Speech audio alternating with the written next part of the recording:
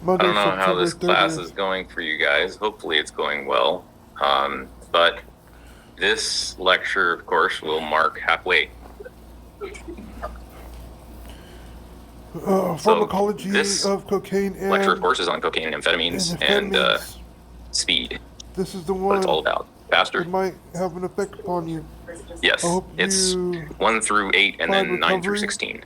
If you are So using substances, lucky for you guys, it's not a cumulative final. you can But on the get other hand, better. just do your best And on the tests good luck to because you.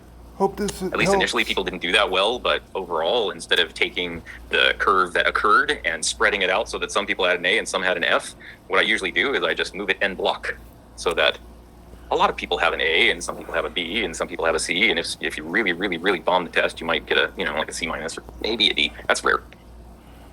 But also recently, in like the last 2 semesters that I've taught it, the high has been like a 92 and the average has been like 82. So it doesn't need a whole lot of moving. Course So I'm it's taking, doable. but I feel like that a lot of I don't know if my questions are out there on check or something, or from those stupid sites. So right? You're like, oh my god, I've been I'm looking this hoping whole that semester.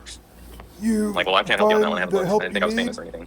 My Anyway, name is Brandon Harmison. so we're going to look at, as usual, the If sources I of get it the and compound I itself, or conquered it, a natural you source of a can compound too. similar to it when it comes to methamphetamine and amphetamines. Sometimes you just and then have history, to some chemistry, epidemiology, and then rebirth, the meat of this class, the pharmacokinetics and dynamics. start And I'm over going to try and cover the kinetics and, for one of the substances in total, get back up and on then your the other, feet. and then the same for the dynamics, one and then the other.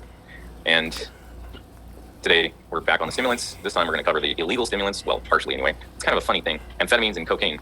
Cocaine is still used for some surgeries, especially on things like eyeballs, sometimes in the mouth as a local anesthetic. And amphetamines, it depends on which one you're. No, I'm just kidding. It doesn't depend. It doesn't matter. They're both illegal and legal. Methamphetamine is a prescription drug, so is amphetamine. And their effects are similar to caffeine and nicotine, only much more potent. But I think that has a lot to do with the dose in which they're used. If you snorted a pile of caffeine, you'd probably get a rip-roaring headache. But most people don't, thankfully. So it does cause some euphoria. It can change your confidence, or at least what you perceive to be confidence. I think it's just stupidity. Anyway, it can change your heartbeat, reduce appetite, increase sex, mood swings, anxiety, and definitely dehydration. And cocaine, like a lot of these, is a weed in South America and so in the mountains in a number of countries down there. It grows naturally and has been for probably longer than humans have been around.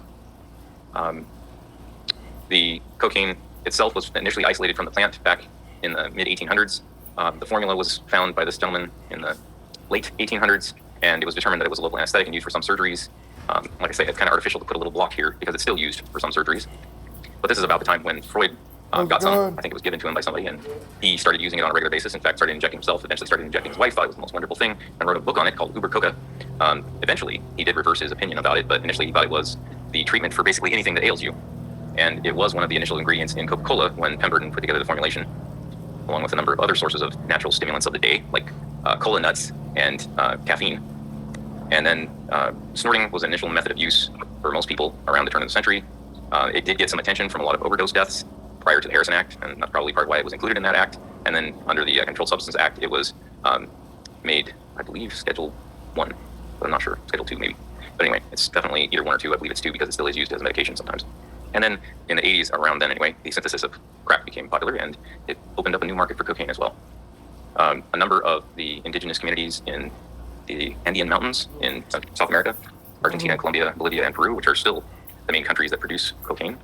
They had a number of these tribes. I'm not going to murder the names for you, but I know Inca can say that one. They all used cocaine, but they used the leaves and they chewed it, and it was relatively innocuous in the amounts that they were actually consuming, and it was more like drinking an energy drink and supposedly helped them with dealing with the cold and the altitude and the difficulty of the physical work that they were performing.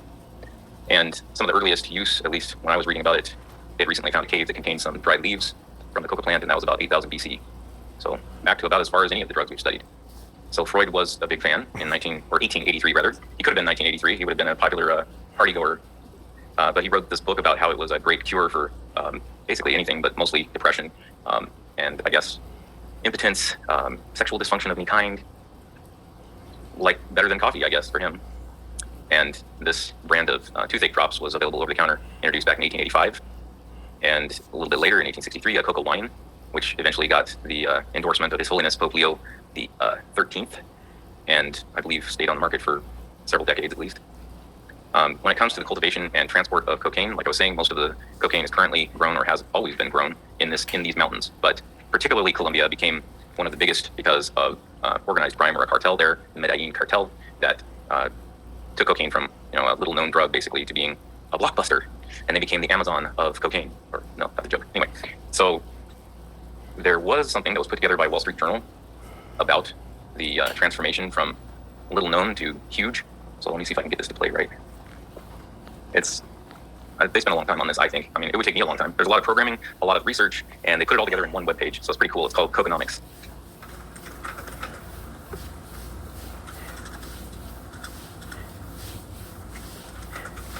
So I wanted to show you this website that Wall Street Journal put together about cocaine economics.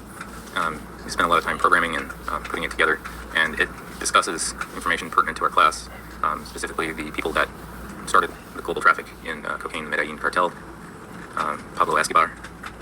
And it talks, of course, about a series on Netflix called Narcos that you can watch if you want to learn a little more. They were always trying to stay a step ahead of the U.S. government that was trying to prevent the flow of cocaine into the United States, supposedly. But in the 1960s, most of the cocaine was coming out of places like Chile and Argentina and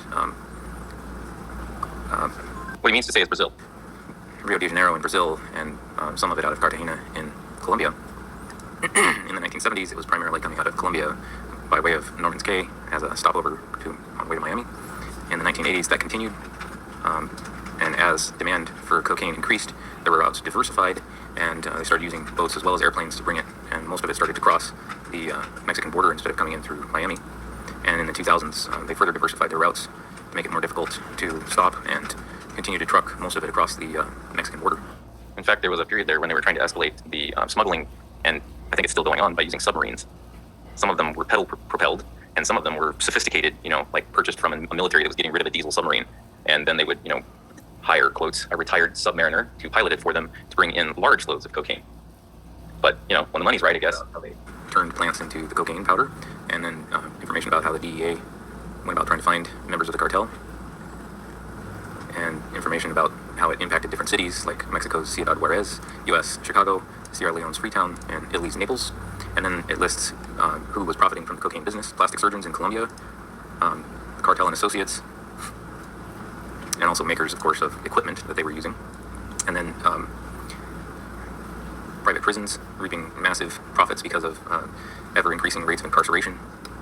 The lavish homes made by the narco elite, so home builders in Colombia and Brazil, Bolivia, Peru, the aerospace companies who are supplying both sides, the ones that are trying to find traffickers and the ones that are trafficking, U.S. and European banks in laundering the billions of dollars, and U.S. government agencies spent millions on their computer system and voice recognition technology in trying to locate and follow the financial crimes of the cartel, and private security companies in Central America, especially in the Northern Triangle of Guatemala, Honduras, and El Salvador, where there's a high concentration of trafficking. And there's information also about the Medellin city following Pablo's arrest and disappearance, I guess, basically death. And there's a quiz, if you're interested, so that you can see how well you know the information. All right. So like I was saying, they put together their own little class there, I guess, on the economics of cocaine. But this is showing data for 2015 through 2017, and a lot of the cocaine is exported by ship up to Mexico, where then the Mexican cartels take care of it. And so that accounts for about 85%, roughly. And the rest goes either by boat in the Caribbean to Mexico, or up towards Miami through the Eastern Caribbean. And this is showing the areas in Bolivia, Peru, and Colombia. The highlighted portions are where coca was being grown in those countries. So it's obvious that in Colombia, here in red, that's where most of the acreage for growing coca was. And I'm not entirely sure how the changing political scene, where the guerrillas or the civil war in Colombia has supposedly ended, but I don't believe there's been a big change in the amount of coca coming out of Colombia, because the rebels were using cocaine money to support themselves. But now I guess it's the cartels. So I don't know. This is kind of fun in that this curve goes to that one, this one goes to that one, and this one to this one. So you can see from about 1985 to about 2017, the amount of acreage that was planted in cocaine in hectares. But anyway, whatever a hectare is, it's like an acre, just a lot more. And Bolivia has always been a relatively small player in terms of the amount. Peru initially was a bigger, had more area planted than Colombia, and it was in the late 90s, early 2000s, where Colombia just went crazy with the amount that they were planting, and it's also come back recently. And there was a relative epidemic of cocaine use amongst young people, especially in the 18 to 25-year-old range, from basically the mid to late 70s through the 90s, early 90s. So a little bit on chemistry. Cocaine, the powder, is a polar substance. It's a salt. Forming it into this free base by getting rid of that proton and this chloride made it a relatively non-polar substance. And so it made it easier for it to boil, which is what you're looking for in a crack pipe. made it easier for it to cross the blood-brain barrier as well. So both the smoking and the non-polarity contributed to it being a much more rapid effect. And then this is kind of a block diagram of the molecule itself. There's a benzoic acid component, methanol, which is an alcohol component, and then this ecognin component. And this will be more important later on when we get into the metabolism of it, because it gets broken down into these blocks. So that's cocaine in a more three-dimensional. Here's the written structure for organic chemistry. Here's a model. And then I also have, I have to get back to it. That's the three-dimensional model of cocaine. The carbons are in gray, hydrogens are in white, the oxygens are in red, and there's a nitrogen in blue. And, nope. So that's for methamphetamine. You can see that we'll get to its chemical formula, but it looks a lot like cocaine. It's got that same big ring, the nitrogen over here in this little line.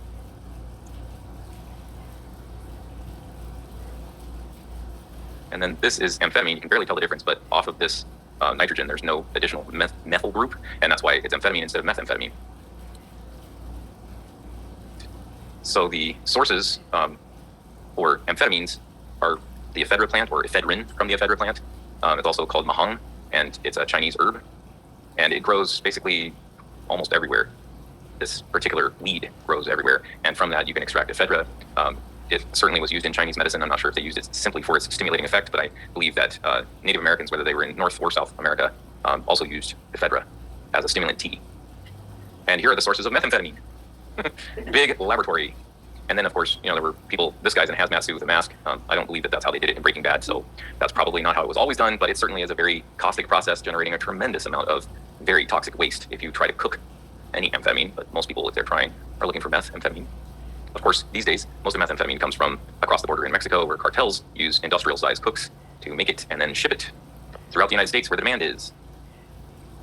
So I guess there's evidence that the Chinese were using this mahang back as far as 5,000 years ago, but it wasn't until the late 1880s that the ephedrine was actually extracted, and we'll get into that. And a few of these other things, like its use during the war, and the fact that just like there was a smokable form of cocaine that was found, that it became much more widely available in the salt form that could be smoked as well. So the actual methamphetamine history started in the Humboldt University in Berlin in 1871. This Japanese guy was sent over by the Japanese government. He was their first pharmaceutical doctor. He was 25-year-old, this Nagiyoshi. Did I murder that well enough? Anyway, so he was trying to figure out what the active ingredient was in mahang, and he worked with August Wilhelm von Hofmann to do a bunch of things that chemists like to do, like coming up with dyes, petrochemical distillation processes, and they also eventually were the ones that put together methamphetamine from amphetamine. So this is Mr. Hoffman and Mr. Nagiyoshi. And so he took some of the Chinese herb, and this was about the same time that Sigmund Freud was singing the praises of cocaine in his Uber Coca, and he was able to isolate ephedrine from ephedra in 1885. But he didn't really find any practical use for it at that point, I guess, and no chemical company or pharmaceutical company was terribly interested in it. He did show it to Merck, and they turned it down, saying that it wouldn't help asthma sufferers as well as adrenaline. So instead of having an albuterol inhaler back then, you would inhale some adrenaline straight. So yeah, I bet that got your pulse going. But anyway, but he was still motivated to find something that was slightly more potent, I guess, than ephedrine. So he started messing with the chemical structure some, and eventually synthesized methamphetamine. But again, he couldn't really find any practical application for it, and so at that point anyway, in 1893, his synthesis was forgotten. In 1919, another Japanese chemist, also working in Berlin, named Akari Ogata, discovered a simpler and faster process for synthesizing crystal meth. He adapted Nagiyoshi's recipe and used red phosphorus and iodine to produce the more convenient crystalline form of methamphetamine. And then he sold that recipe to a British pharmaceutical company, Burroughs Wellcome, who then introduced it to Europe as a psychiatric drug, mostly for depression and for people who were not moving much. When you get Parkinson's really bad, you can end up in a state where you're just not moving at all. And I guess they were trying some of this to try and help people get going again. But anyway, meth went from a relatively esoteric novel drug to a scourge via World War II. In 1934, the German pharmaceutical company Temmler began exploring the drug's potential for the consumer market and filed a patent for its preparation. And they eventually released it as Pervitin in 1939. And it was sold in a little cylinder that contained 30 tablets rather. So it was kind of like a Red Bull in tablet form, or no-dose maybe these days, and just sold to whomever. But it became popular with German soldiers and Luftwaffe pilots, and eventually was known as Hermann Göring's pill. But these are some pictures of the little containers with the pills. That's their patent. And I mean, part of the reason I put this together is because I couldn't freaking believe it. But anyway, Germans loved meth. There's a surprise. anyway. And then a very similar thing happened also in Japan, but the Germans had more informally adopted meth. The Japanese embraced the drug with empire-building fervor. They had a version called Philippon, which translated roughly into love of work, or maybe love to work, and they funneled it into all of their military and government factories and gave particularly high doses to the pilots that would eventually go on kamikaze missions. And I think that may be for obvious reasons, but anyway. And they also, leftovers from that seemed to induce a wave of methamphetamine addiction even after the war, but also potentially stimulant-fueled psychosis, both in Japan and Germany, that may have played part of the role in their downfall, the Axis powers. So I have a little video. The Wehrmacht found out that purging reduces fear, it reduces your need to sleep, and it makes you more aggressive. So these three reasons being perfect for the German army in 1940. I wrote a book called Bliss. It's an account about the drug abuse in Nazi Germany. Everything was invented by a Berlin company called Temmler in 1937. It was a totally new medicine on the market, cure-all, and it contained pure methamphetamine, crystal meth, but it's today produced under different conditions in illegal labs. So methamphetamine by Temmler was a pure product. Everything was taken orally, so the effect is milder than snorting crystal meth. Drugs came into play, for example, for the army. Germans loved meth. There's a surprise. Anyway. And then a very similar thing happened also in Japan, but the Germans had more informally adopted meth. The Japanese embraced the drug with empire-building fervor. They had a version called Philippon, which translated roughly into love of work, or maybe love to work. And they funneled it into all of their military and government factories, and gave particularly high doses to the pilots that would eventually go on kamikaze missions. And I think that may be for obvious reasons, but anyway. And they also, leftovers from that seem to induce a wave of methamphetamine addiction even after the war, but also potentially stimulant-fueled psychosis, both in Japan and Germany, that may have played part of the role in their downfall, the Axis powers. So I have a little video.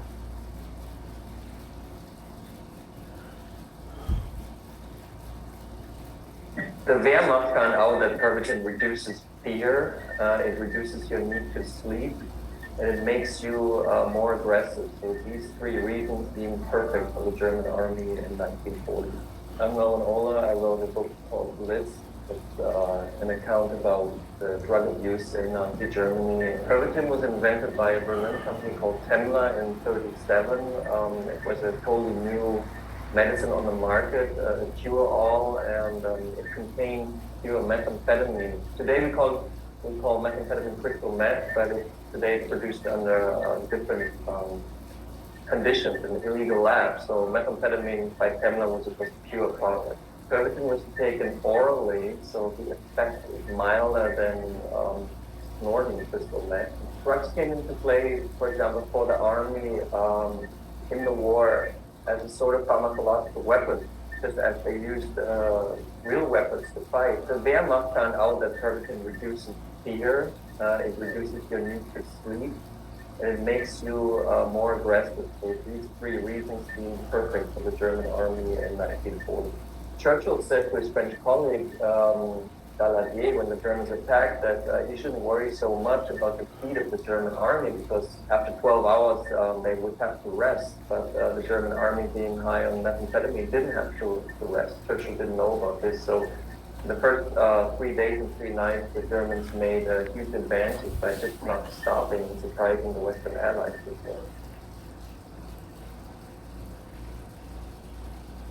Fun. So, a little bit more, I guess, background on the Battle of the Bulge.